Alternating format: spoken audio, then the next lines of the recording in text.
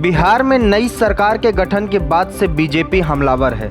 Bihar BJP नेताओं ने राज्य में 24 घंटे के अंदर हुई घटनाएं गिनवा दी। जमुई में पत्रकार को दिन दहाड़े गोली मारे जाने की घटना को लेकर बीजेपी आईटी सेल प्रमुख अमित मालवीय, पूर्व डिप्टी सीएम ताराकिशोर प्रसाद और नित्यानंद राय ने हमला बोला। गृह राज्य मंत्री नित्यानंद राय ने कहा कि एक तरफ आरजेडी की गोद में बैठी जेडीयू के साथ महागठबंधन आया तो उसके साथ बिहार में महागठबंधन का गुंडा राज भी आ गया। जगह जगह से दुष्कर्म, लूट, अपराध की खबरें आने लगी। नित्यानंद राय ने नीतीश कुमार से सवाल पूछा कि क्या इसीलिए आरजेडी के साथ गए थे? इसका जवाब दें।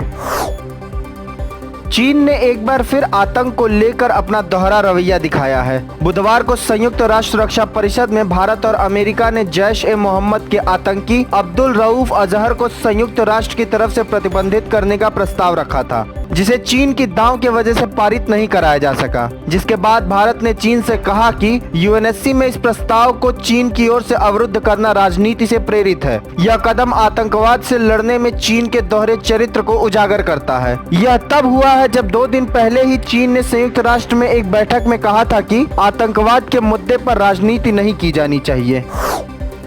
मुफ्त की रेवड़ी को लेकर जहां एक तरफ सुप्रीम कोर्ट में सुनवाई जारी है, वहीं इस मामले को दिल्ली की केजरीवाल सरकार घिरती जा रही है। दिल्ली के सीएम अरविंद केजरीवाल की ओर से केंद्र पर लगाए गए आरोपों का जवाब देते हुए वित्त मंत्री निर्मला सीतारमण ने कहा कि कल्याणकारी देश होने के नाते शिक्षा और स्वास्थ्य सुविधा को किसी भी सरकार ने नहीं नकारा है। यह सरकार की प्राथमिकता है। किसान या एमएसएमई को एक सीमा तक मुफ्त बिजली मुहैया कराने में सरकार को कोई ऐतराज नहीं, लेकिन मुफ्त में दी जाने वाली बिजली का उस राज्य के बजट में प्रावधान हो। राज्यों के पास इतना राजस्व हो कि मुफ्त में बिजली देने का प्रावधान किया जा सके।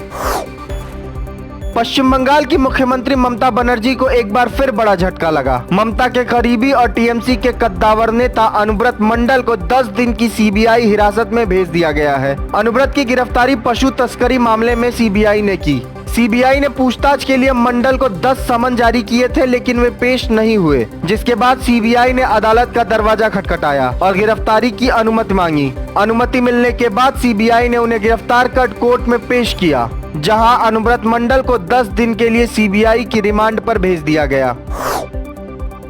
संयुक्त अरब अमीरात यूएई के दुबई में बना हिंदू मंदिर दुनिया भर में सुर्खियां बटोर रहा है। 5 अक्टूबर से यह भव्य हिंदू मंदिर खुल जाएगा। इस मंदिर में हिंदू धर्म के 16 देवी देवताओं के मूर्तियों की स्थापना के साथ एक ज्ञान कक्ष और अन्य धार्मिक गतिविधियों के लिए सामुदायिक केंद्र होगा। खलीज टाइम्स की रिपोर्ट के अनुसार सिंध गुरु दरबार मंदिर के ट्रस्टी राजू श्रॉफ ने इसकी पुष्टि की है। उन्होंने कहा कि इस साल 5 अक्टूबर को दशहरे के मौके पर इस भव्य मंदिर को आधिकारिक तौर पर लोगों के लिए खोल दिया जाएगा। मंदिर के ट्रस्टी ने बताया कि मंदिर को 2 चरणों में जनता के लिए खोला जाएगा। पहले चरण में जनता के लिए पूजा स्थल को खोला जाएगा।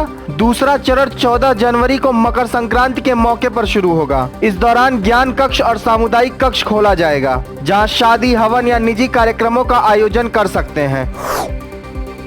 प्रवर्तन निदेशालय यानी ईडी ने पश्चिम बंगाल के 8 आईपीएस अफसरों को समन जारी किया है। ईडी ने सभी को पूछताछ के लिए दिल्ली बुलाया है। बताया जा रहा है कि ईडी की ओर से इन पुलिस अफसरों से कोयला घोटाले के संबंध में पूछताछ की जानी है। जानकारी सामने आई है कि अवैध कोयला खनन के समय इन अफसरों की पोस्टिंग वहीं पर थी, लेकिन इसके बावजूद भी उन्होंने कोई कदम नहीं उठाया। ईडी ने श्याम सिंह, राजीव मिश्रा, ज्ञानवंत, तथागत बसु, सुकेश जैन, कोटेश्वर राय और सेल्वा मुरुगन को पूछताछ के लिए बुलाया है।